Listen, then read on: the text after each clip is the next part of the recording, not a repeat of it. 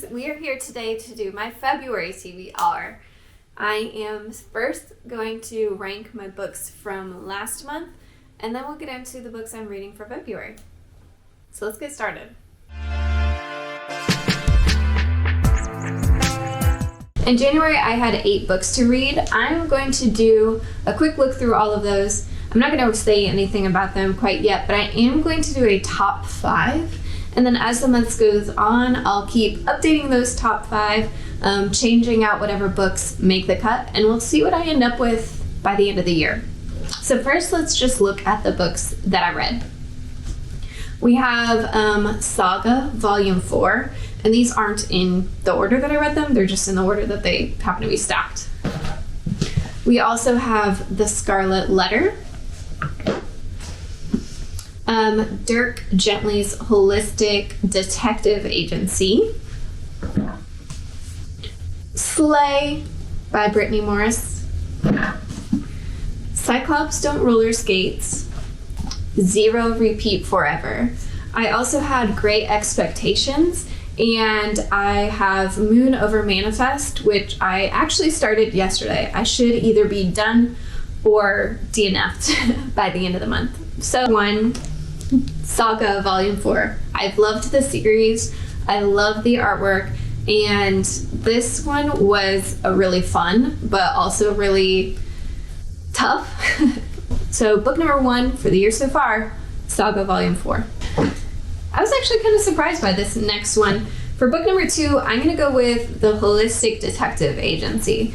I thought that this book might be a little too whimsical, a little too long, a little too descriptive for me, just based on kind of my reading style. However, I really loved this book. It was definitely whimsical, and there were times where I was not sure what was happening, but I ended up loving it as I read it. So this is actually coming in at number 2.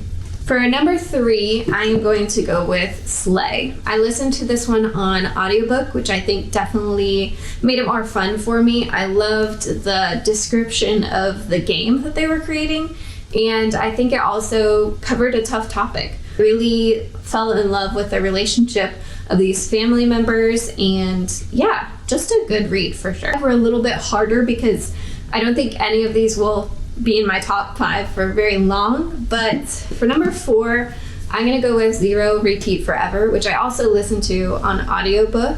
This was a little bit too angsty for me at first to really be a solid read throughout the year. I did enjoy it by the end. I was really intrigued by the plot and the budding romance, I guess you could say, but in the beginning, the main female character is just over the top angsty, and I just couldn't quite vibe with it, but it is my number 4. Great Expectations is not going to make the cut. I don't think Moon Over Manifest is either. I'm only about a third of the way through, and it's a good read, but certainly not a great read. I feel silly picking this one, so I'm gonna go with Scarlet Letter. It was the first time reading this book. I think it was a little bit too reflective for my style of reading. I wanted a little bit more plot, but I did enjoy the characters. I'm starting off with a 9, which means Rue is going in, and we're gonna find her perception check. For this, we have, it's similar to the one we did last time. I'm going to go ahead and do Shakepearestealer as my first book from Rue. And let's see how she does with her perception check.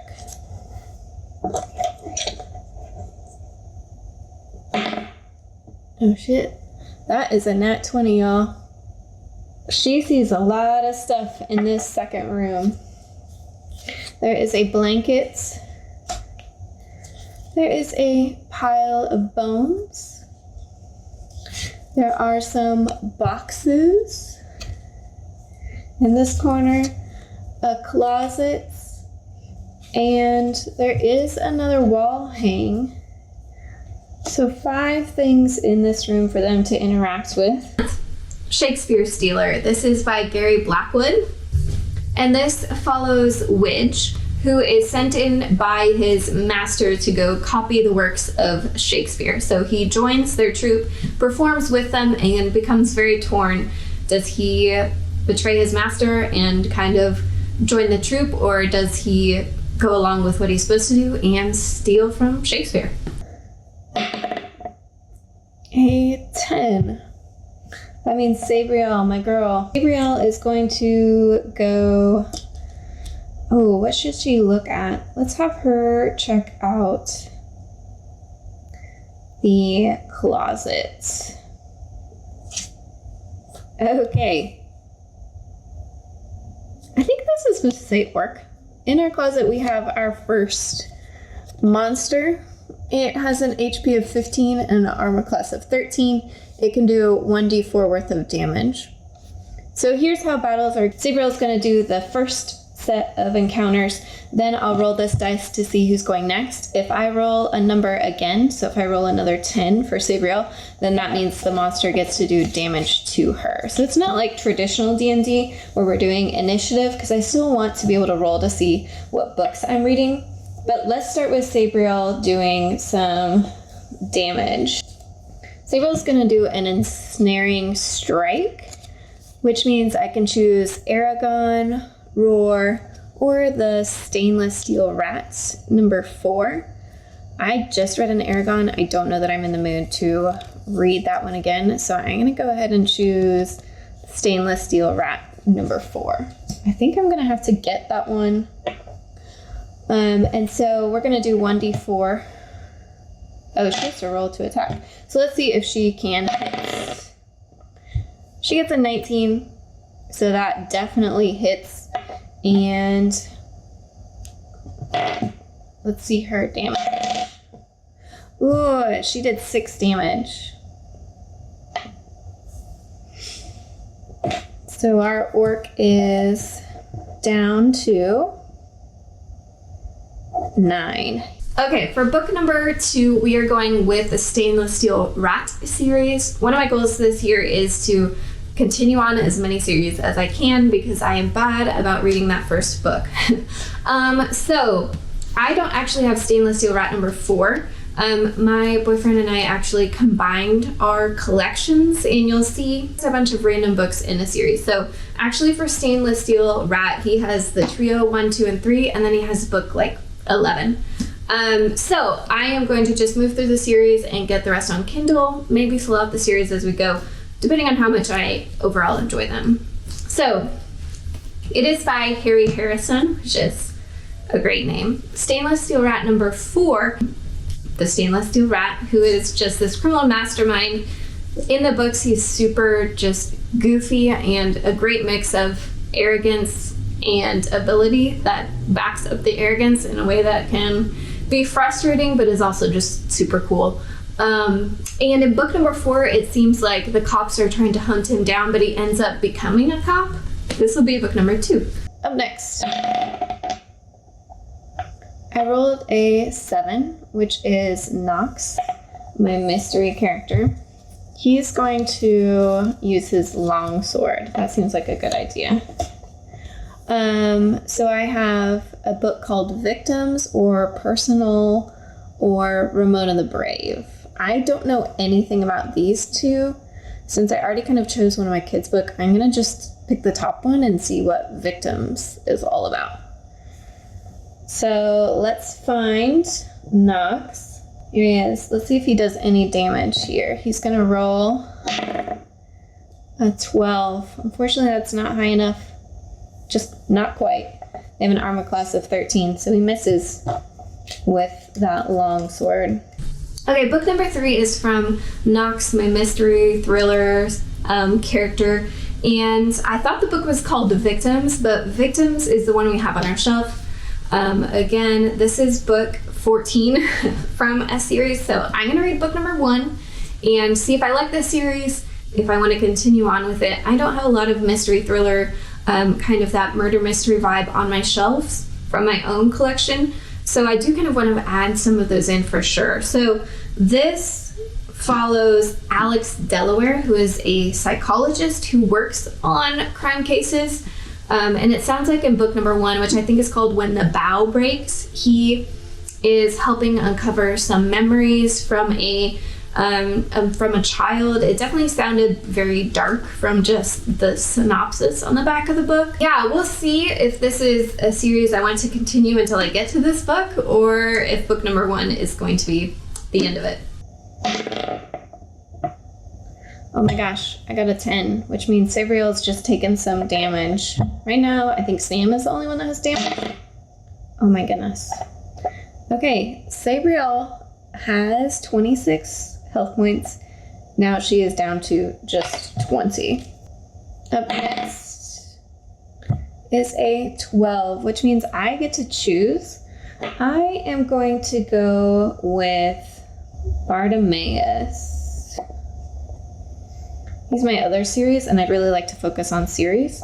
So Bartimaeus is going to try and use his short bow. So I can read Little House on the Prairie, book number 2, or A Conspiracy Paper, book number 1. I'd rather not start a new series, so we're going to read Little House on the Prairie.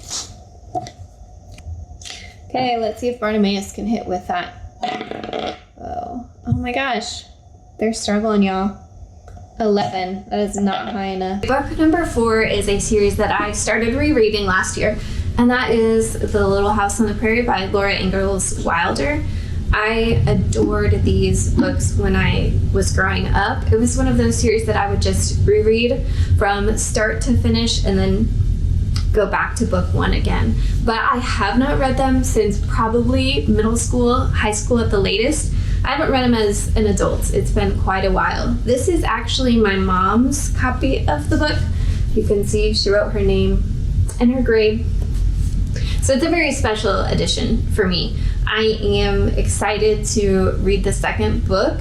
It's definitely just going to be a comfort read. And when is that a bad thing? You know, could definitely use that in life. A 1, Inej is coming in.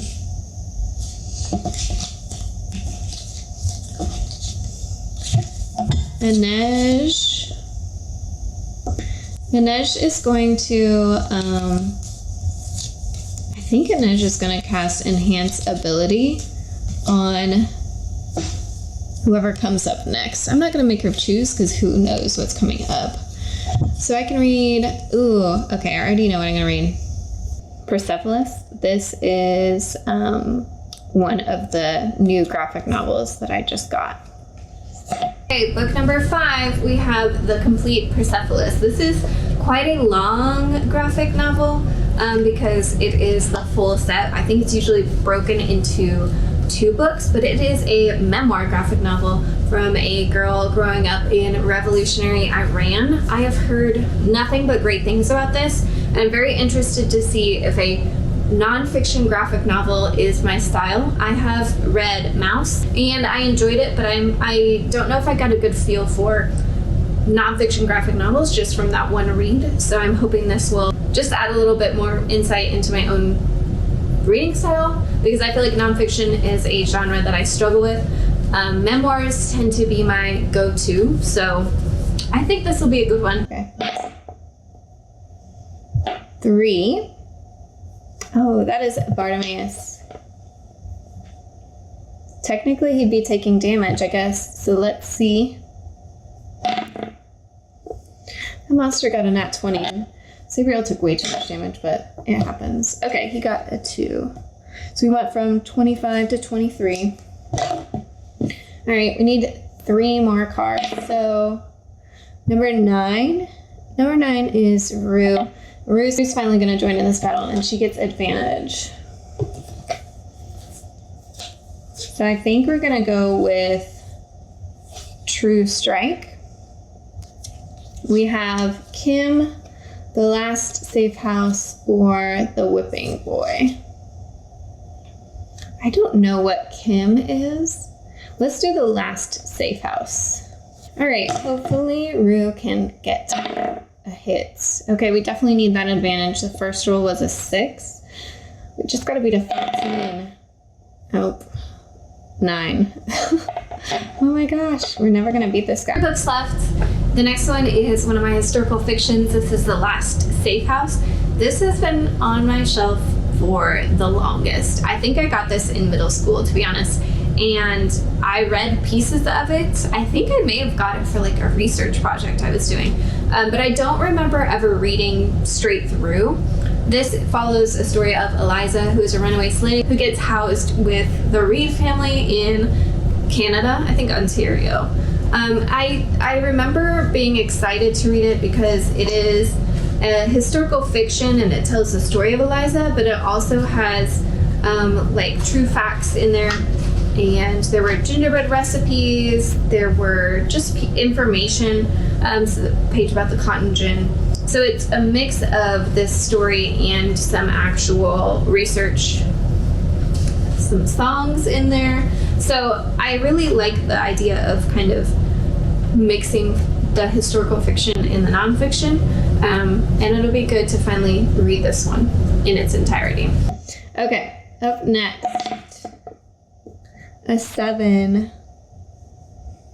That means Nox is taking some damage, but the monster misses with his great axe. Minerva, my girl with the classics, is coming in. Okay, so Minerva's gonna cast Bane. The monster has to make a charisma saving throw, and if they fail, then they lose some of their ability to attack. So I am certainly not going to be reading Crime and Punishment. I might go with Macbeth. I haven't had a Shakespeare in a minute.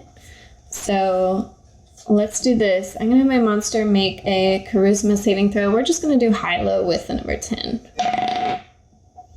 14. So he did save against Bane. This orc is just really a lot of work.